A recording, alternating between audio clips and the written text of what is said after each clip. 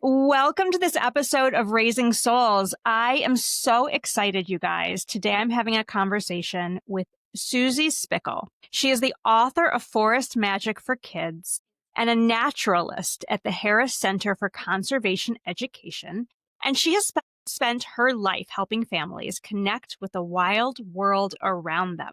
She began working on her latest book, seriously, one of my favorite books ever, The Book of Fairies, during her own childhood. I carried these fairies in my heart for nearly 50 years, where Forest Magic for Kids engages children with the wonder and adventure of the outside world. The Book of Fairies enriches that experience with creativity and lore, opening a doorway into imagination. Susie, thank you so much for being here. Erica, it's my pleasure. I'm really excited about meeting you and talking about raising good souls. Thank you so much. So, at the heart of what I hope to convey to parents is the importance of imagination development. And the world has sort of taken this term from us and sort of made it sound frivolous. And so there's like a lot of work, right? And really being able to help parents understand that imagination development is actually at the heart. It's not supplementary to, it's at the heart of positive development for children. And I would really love to hear from you. How do you talk about the importance of imagination with children and families? Yeah, I think that you hit it right on the head, Erica. We don't seem to be valuing as much as maybe we have in the past the importance of free play and unstructured time and kind of a chance for kids to let their imagination go wild, as I like to say as a naturalist. And so I really am sort of on a journey of helping families rediscover the power of that. And I do that through my work as a naturalist. So the type of play that I usually am working with is outside play. It might be building forts with families or creating tiny little gnome homes or just going on a track expedition where we're looking for footprints and trying to imagine what animal left them. And I really have been working on this kind of topic ever since I became a naturalist over 30 years ago. So that's kind of what I'm all about. Beautiful. And so, do you have some advice here for me? You and I just agree on how important this is. And everything you just described, the experiential learning that you're leading families through, I would hope that once a family is in the moment experiencing it, it becomes sort of obvious to them also that they can see the new ways that their children are kind of showing up and unfolding, that it becomes obvious that we don't necessarily. Yeah, I just think that it is the work of childhood is play. That is truly what kids need to be doing more than so many other things that we have them doing right now. And what I mean by play is more often that unstructured, unadult led.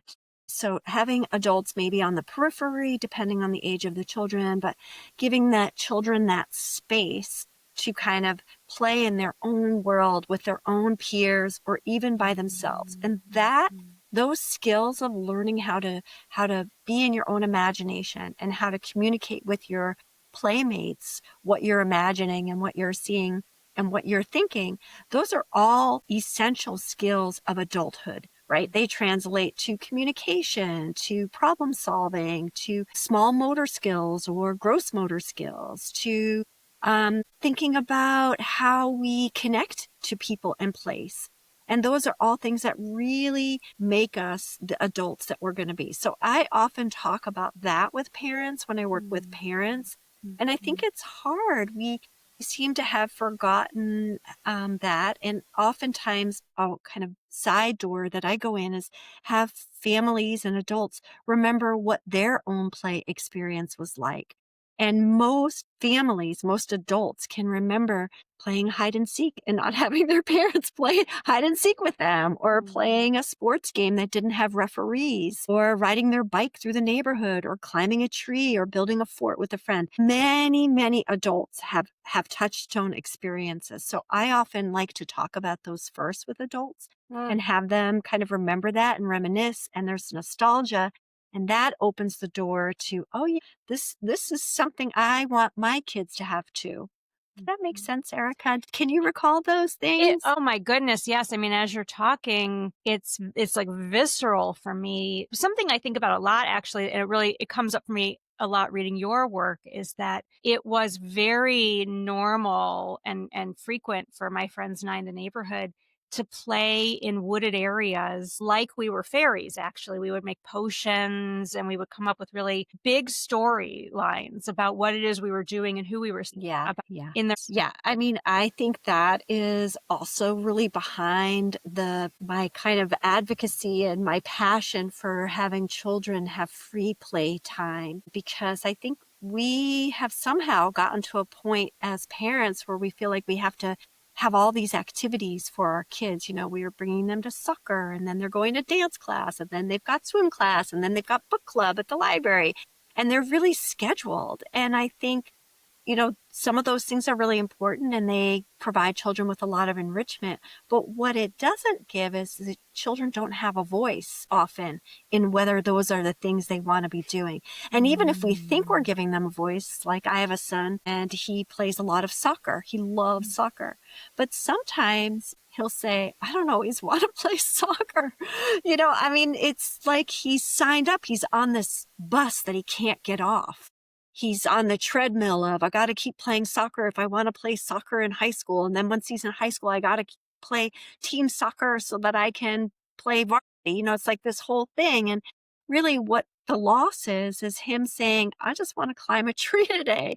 I just want to hang out with my friends. And that's where I would say the real juice of growing in childhood is. That's really where it is. It's those unencumbered times that kids have with just their peers or even by themselves, to be able to be comfortable spending time by themselves, creating their own kind of imaginative world or their own experiences. So, yeah, it's a lot about agency and about empowering children to make decisions about how they want to spend their time. And, Erica, Mm, about risk taking. yes. Like if we don't give kids opportunities to try things out without us kind of hovering over them, they might fall and this might happen to them. Then as adults, it becomes harder for them to kind of suss out what types of risks they're comfortable with. And that's, I think, where we can run into trouble. I think this is such an important point that I want to draw out. I talk about this a lot too, that children are growing up in a world with adults who are afraid of the unknown. And being afraid of the unknown makes it very difficult to innovate and to solve problems in creative ways. If we can't learn to see the unknown as either neutral or even sometimes interesting and fun, our brain becomes sort of uh, Yes, right. And with risk comes failure. And that's really an important lesson for children, that you can try something and not always be the best at it, that you might try and fail. And that's okay. And you get back up and you try it again, you do it differently. It's that problem solving piece. And it's the acceptance that we're not always the best at everything, but that there's things that we have to figure out. And sometimes it's not being the best at something that gives you that sauce or fire to make you want to get better at it, to try it again until you've accomplished that task, until you become competent in it. And those are really important learning lessons. And you can see how that could play out in academics. If a child is unwilling to take a risk academically, then they stay in their lane and maybe they don't experience something, they don't grow, they don't stretch their mind to that mindset, the growth mindset yes. part. And this world that many of us are concerned about will never grow and get better if we're not raising children who can do that kind of expansion that you're Yeah. talking about. Yeah, and Now, really, wait, if you think about it, our world has so many problems. It's overwhelming as adults and for kids too, to just think about, let's say, climate change, but really what we're going to need is a generation of problem solvers, of yes. people that really want to try some new ideas to change the route that we're on. And those are the kids that I think are going to be growing up having taken risks, having tried new things, having had time in their own self to imagine something, to communicate with their peers and to express themselves. So, yeah. Super competitive world. And I see parents often getting into this sort of cycle that is kind of framed by shame, where they say, I so badly want this for my child, and how can I do it? And then they can't. And then they feel like it must be because I'm not trying hard enough. I'm making all the wrong choices. I listened to this podcast episode and they said, stop with all the overscheduling. And I really tried and somehow I couldn't. And so, Such a great question. And I would be a liar if I didn't say I feel all those things you just said too. And here I am, teaching families about it, living my professional life about it, writing about it. But in my personal life, I have 3 children and I have felt everything you just said. Absolutely everything from, oh my gosh, I got to get my kids on the travel soccer team if they want to play soccer. Otherwise, there's no spot for them to play soccer, or I don't have time. And then the shame that goes along with it. And I feel it compounded because here I am as a voice saying, this is what we should be doing. It is hard. It's hard to carve out that space. And I would say just some things that I found that worked is you don't need a lot of time to do it. And I think we're thinking of, you need hours to go outside and go on a family hike. And it might be that you need 10 minutes outside, just sitting outside, listening to the birds together, going on a dog walk together. I would say to chunk it out and do these smaller bites. And then, I think what can be really hard is if your child is in this kind of like really active, going from here to there, and then the screen's kind of entering into it. Sometimes something as slow as going on a 10-minute walk doesn't feel that exciting to your kid and you'll get resistance. And I'm here to say I get resistance from my own kids. So yes, this is a true thing. And what we just do is we just break it down into these small little pieces. And when we have a chance as a family to vacation, we often choose I should say, I often choose vacations for my family that have more of that outdoor thing. And then that becomes a touchstone that we come back to.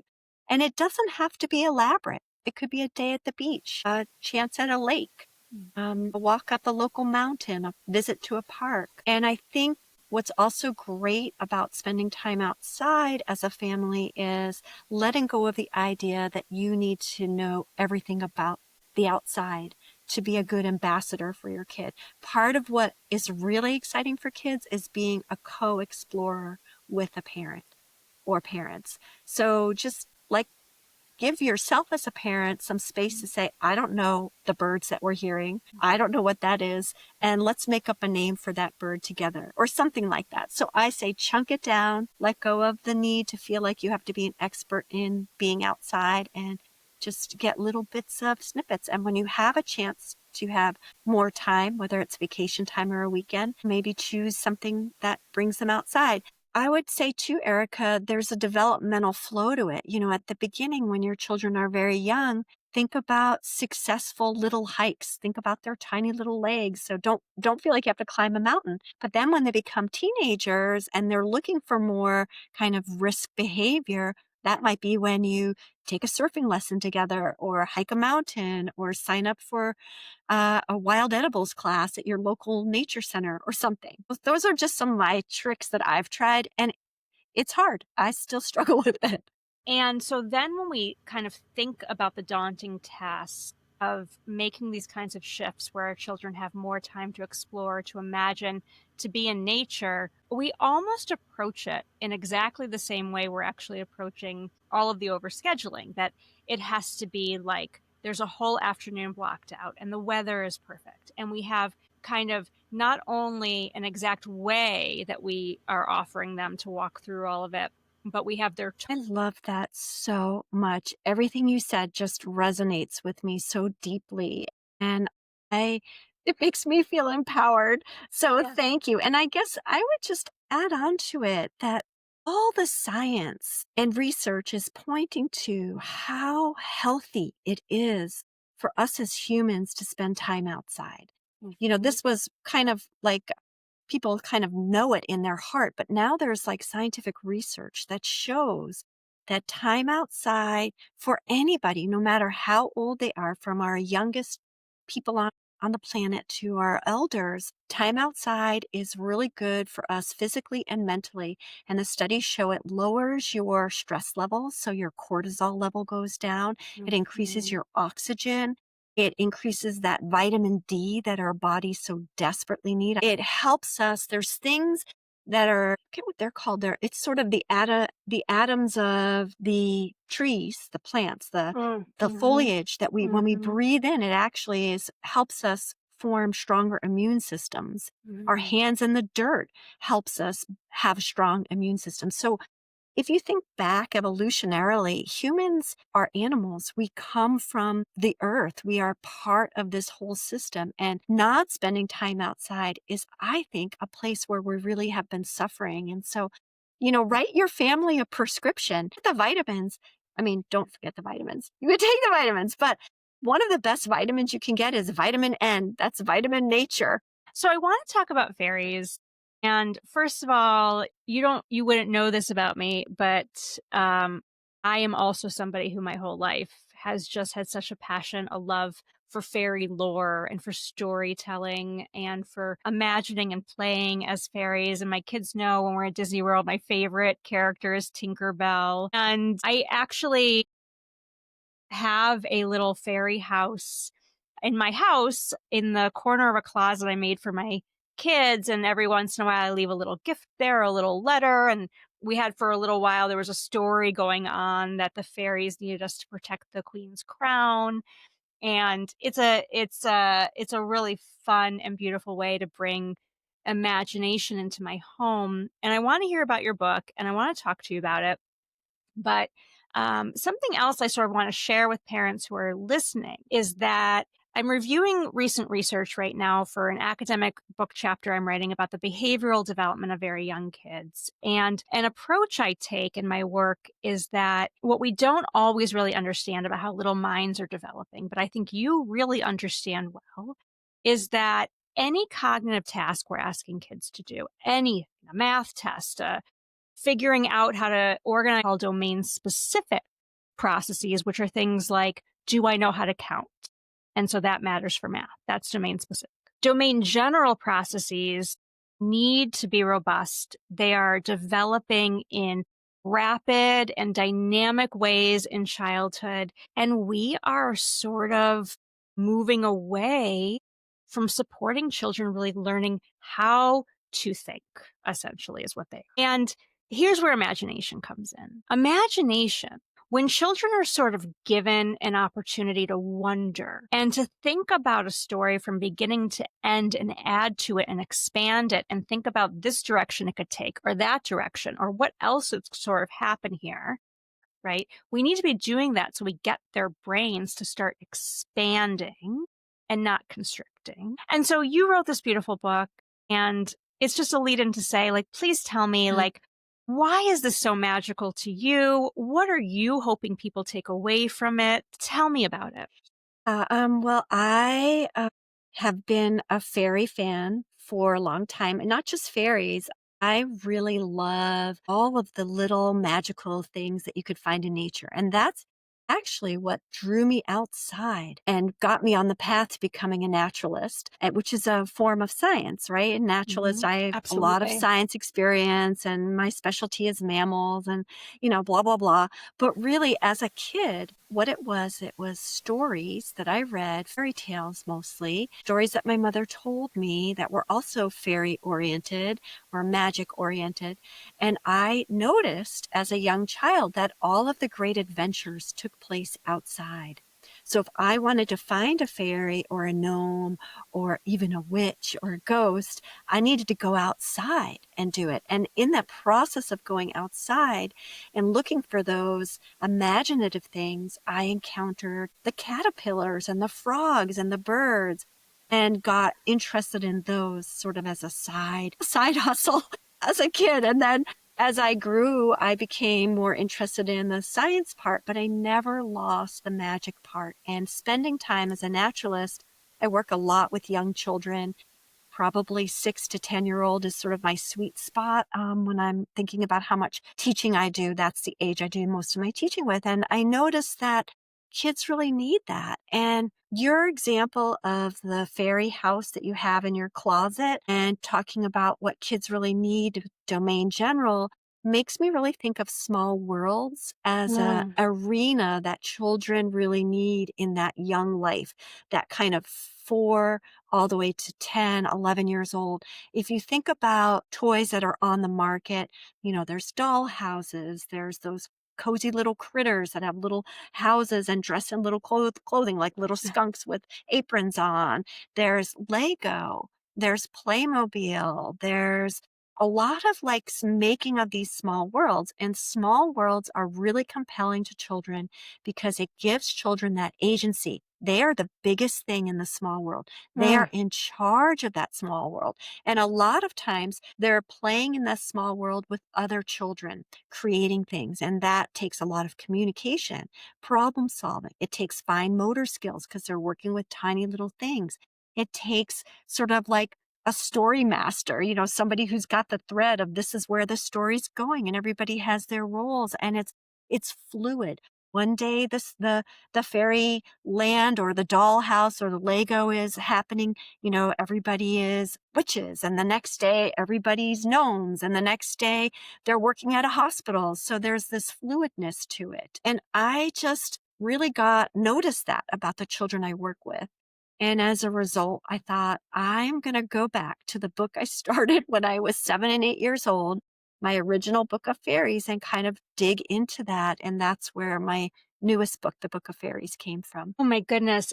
I am reacting so deeply to how important that small world play is. It's so beautiful. And a part of me wants to sort of leave it as you've explained it and hope parents really tap into and just feel at a visceral level why magic matters so much for our children's well being and for development. But one fine point I want to put on it that I hope folks are hearing is that this is the kind of play where children are free to wonder to themselves what could be. There's no limits on what necessarily has to be. And isn't that exactly how we want children to respond to difficult problems that they face? What could be? What don't I know? What are some questions I can ask or kind of work through here? And you're describing this really magical, beautiful way children get all this great experience, really building those parts of their brain and of their souls and of their bodies, the habit of really being able to look at the world that way is a gift we can give our kids. Yeah, I think too, I think about kind of the video games that a lot of kids are really interested in, and that's something like Minecraft, which is its own world. It's a world building game. Right? And that's great. And I see the benefit of that. But it's good to remember that a game like Minecraft is designed by adults and it's Mm, confined by the adult imagination, which is mhm. very different than a child's imagination.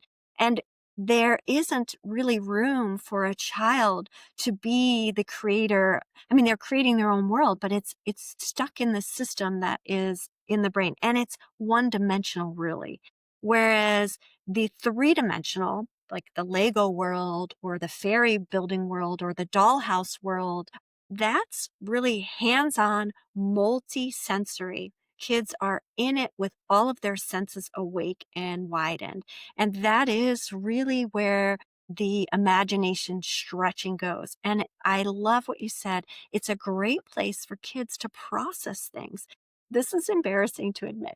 And my daughter, she's 25 now. So when she was little, she had a doll house that she played with a lot with like a little family. And it would be kind of rest time. It'd be, after a long day of school, she'd come home and she'd go into the dollhouse room and she'd play with it. And I'd have the baby monitor on still. I had a younger son, so I was like paying attention to what was happening while I cooked dinner. And I could hear her play out the whole day of school, processing it. So that is another element of the Mhm. small world play. It's a place for kids to process what their day has been like or what the experiences they're having. And it gives them that chance to try a different ending, or play it out again and play it out again as they work through it. So I just wanted to add those couple of thoughts on the small worlds? I mean, that is so important and something that any child therapist knows well, that when I train new therapists, we talk exactly about that, that play exists for children as experiential space, the way the rest of adults maybe would journal or meditate. That is the function of play. And the truth is, this should be a lifespan sort of way that we experience what we feel and what we understand.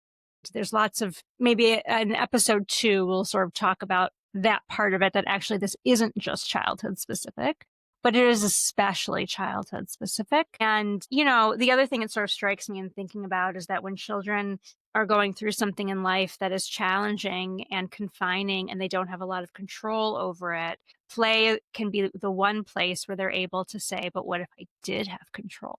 What would that Right. feel like? Yeah, they're like the director of the small world, and it gives them that agency and they can play different parts. It's sort of like the beginning of children developing another point of view. What did it Mhm. feel like when Bobby got hit by me? So Mhm. I'm a big advocate. And when you look at some of our most amazing writers who've written some amazing literature, like the Bronte sisters, there's a whole Mhm. big thing about how they had this created world as kids.